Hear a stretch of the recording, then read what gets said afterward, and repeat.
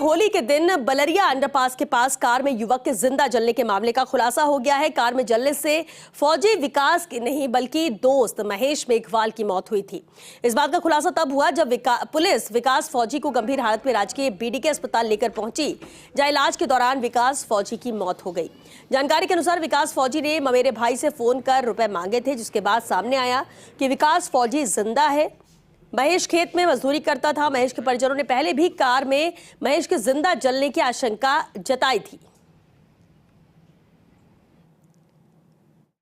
24 तारीख को मुकुंदगढ़ में दुंदलोड एरिया में घटना घटी थी, जिसमें एक व्यक्ति की हमें लाश मिली थी एक जली हुई गाड़ी में।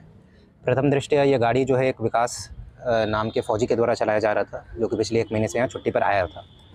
तो विकास के परिजनों के द्वारा रिपोर्ट दर्ज करवाई गई और उसके आधार पर हमने मर्ग दर्ज कर लिया था। प्रथम दृष्टया हमें लग रहा था कि विकास की ही जलने से मौत हुई। 2-3 दिन के बाद फिर एक और पक्ष हमारे सामने आया। एक महेश नाम का व्यक्ति भी उसी वक्त से गायब था और महेश के परिजनों का कहना था कि ये जो बॉडी है ये महेश की भी हो सकती है। तो उस एंगल पर भी हमने अनुसंधान स्टार्ट किया। DNA सैंपल भी हमने ले लिए थे, विकास के परिजनों का भी, महेश के परिजनों का भी, और बॉडी का भी DNA सैंपल हमने ले लिया था और उस संदर्भ में अनुसंधान चल रहा था। कल फिर हमें पता चला कि विकास ने अपने परिवार वालों को संपर्क किया था। तो परिवार वालों को हमने पहले से ही पाबंद करके रखा था कि अगर विकास संपर्क करे तो तुरंत हमें बताए। उन्होंने हमें बताया और हमारी टीम भी लगी हुई थी विकास के पीछे। कल हम चुरू भी गए थे, वहाँ पर भी चुरू में CCTV कैमरे में विकास को हमने लोकेट किया था। आज सुबह 7 बजे विकास के परिजनों ने हमें संपर्क किया कि विकास जो है उनके पास आया है। इस सूचना पर पुलिस वहाँ साथ में गई उनके घर पर, और विकास की तबीयत ठीक नहीं थी। विकास का BP काफ़ी कम था और वो एक स्टेट ऑफ शॉक में था। तो परिवार वालों के साथ विकास को पहले CHC मुकुंदगढ़ में एडमिट कराया था और उसके बाद यहाँ पर झुंझुनू के सरकारी हॉस्पिटल में रेफ़र किया गया। यहाँ पर कुछ देर पहले इसकी मृत्यु हो गई है। परिवार वालों के रिपोर्ट के आधार पर मर्ग हमने दर्ज कर लिया है। फिलहाल मेडिकल बोर्ड के द्वारा पोस्टमार्टम किया जा रहा है। तो हमें लग रहा है कि भाई इसके द्वारा ये वारदात की गई है, पर चूँकि हम इससे पूछताछ नहीं कर पाए हैं तो अभी ये क्लियर नहीं हो पाएगा। बाकी इसमें और अनुसंधान करेंगे।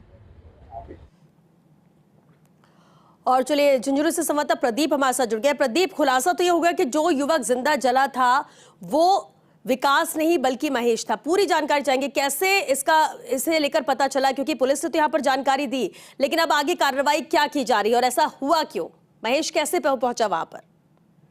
जी श्वेता, मैं आपको बता दूं, होली की रात को 10:30 बजे करीब बलरिया जो बस स्टैंड अंडरपास है वहां पर ये कार में आग लगी थी। उसमें एक व्यक्ति जिंदा जल गया था और उस व्यक्ति की पहचान विकास भास्कर जो सेना में कार्यरत था उसके रूप में हुई थी और उस दूसरे दिन इसकी परिजनों ने दाह संस्कार कर दिया था। लेकिन 2 दिन बाद में इसके एक साथी था महेश मेघवाल नाम युवक जो इसके साथ था, उसके परिजनों ने यहाँ मुकुंदगढ़ थाने में रिपोर्ट दर्ज करवाई थी। उनके साथ था, वो कहाँ गया, गायब हो गया और उसकी गुमशुदगी दर्ज हुई थी। उस एंगल के बाद पुलिस ने जांच शुरू की तो जो गाड़ी जली थी उसमें एक मोबाइल जला हुआ मिला था और वो महेश मेघवाल का था। उसके बाद में संशय आ गया कि इसमें जिंदा जलने वाला कौन था।